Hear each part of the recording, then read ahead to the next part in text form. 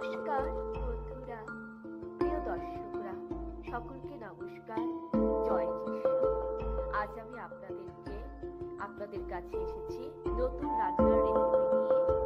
এটা আমি জানি না এটা কিসের, কিন্তু এটা অনেকটা ডিমের রুটি বলতে পারেন, বা আপনি মোগলাই পরোটাও বলতে পারেন, বা ডিমের পরোটাও বলতে পারেন।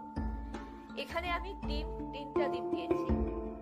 আপনি যদি বেশি বানাতে চান আপনি 4টা দিতে পারেন, 5টা দিতে পারেন। আপনি জয়টা খাবেন বা জয়টা মানুষকে খাওয়াবেন, 3টা 4টা 5টা।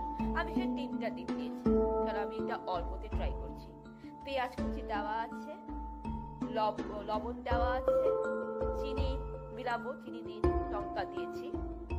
এবার আমি এর মধ্যে আমি এখন আটা দিব, চালের গুঁড়ি দিয়ে দিলাম। এবার আমি দিব হচ্ছে চিনিটা অল্প দিতে হয়, বেশি দিতে হয় না।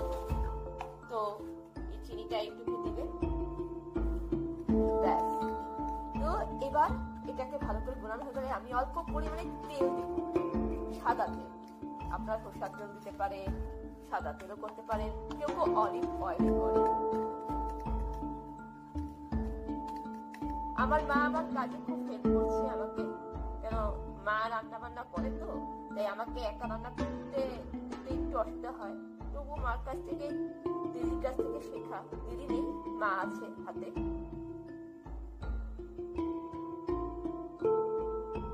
হয়ে যাবে না মা? এই অল্পতে বন্ধুরা, এটা কিছুক্ষণ এখন ঢাকা দিয়ে রাখবো।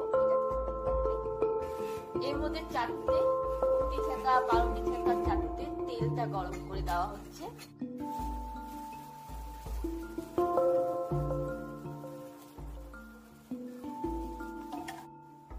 ছেড়ে দেওয়া হলো প্লেটের মতন। এটা বড় করতে পারি, ছোট। আমি এটা হলুদ ছাড়া করছি। ডিম রুটি বা ডিমের পরোটা। এখানে আমরা সস, একটু উপর দিয়ে বিট লবণ, গোলমরিচ দিয়ে সাজিয়েছি। আপনারা চাইলে স্যালাড বানিয়েও খেতে পারেন। ধন্যবাদ বন্ধুরা, আপনারা ট্রাই করুন। আর রান্নার রেসিপি যদি ভালো লেগে থাকে লাইক করুন।